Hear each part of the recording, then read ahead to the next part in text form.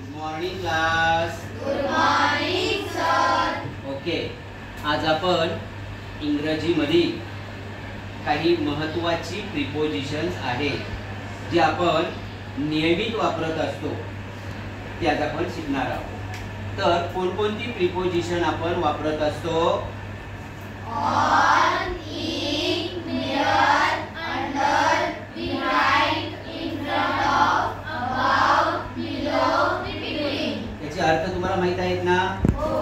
Okay, तर सिद्धार्थ आपल्याला box आणि बॉल यातून कृती करून दाखवणार आहे. त्यावेळी तुम्ही योग्य त्या प्रिपोजिशनचा वापर करून सेंटेन्स बनवायचं आहे. Ready? Yes. Now start. Where is the ball? Ball is in the box. Where is the ball? Ball is on the box. Where is the ball? Ball is under the box.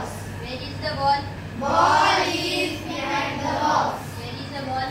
Ball is in front of the box. Where is the ball? Ball is behind the box and water. Where is the ball? Ball is above the box. Where is the ball? Ball is under the bench. Very good, very good. जी आपण इंग्रजी prepositions पाहिलेली आहेत, तर मी तुम्हाला काही मराठीमध्ये वाक्य देणार आहे.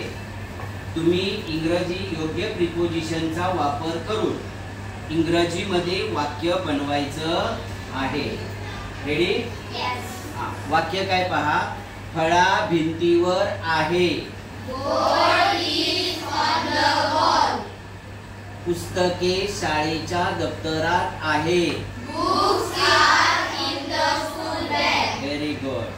माणूस झाडाखाली उभा आहे.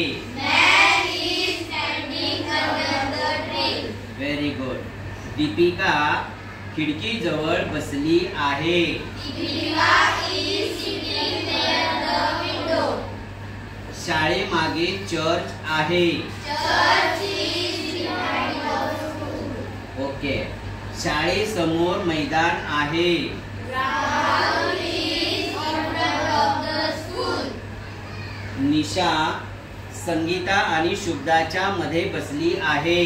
Nisha is sitting with Sunita and Sita. Very good, very